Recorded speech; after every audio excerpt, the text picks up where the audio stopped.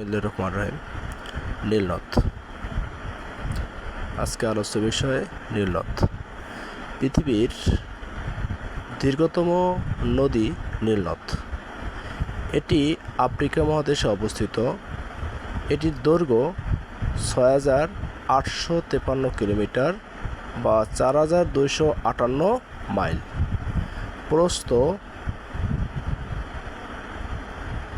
2.8 kilometre. মিশর, Sudan, দক্ষিণ Sudan, Eritrea, Ethiopia, Kenya সহ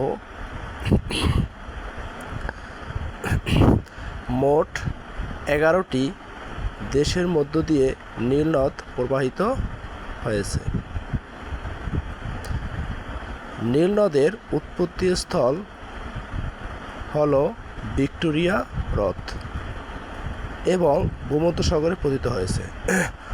অর্থাৎ নীলনদ ভিক্টোরিয়া হ্রদ থেকে উৎপত্তি হয়ে ভূমধ্যসাগরে পতিত হয়েছে। নীলনদের তীরে প্রাচীন মিশরীয় সভ্যতা গড়ে উঠেছিল। ধন্যবাদ।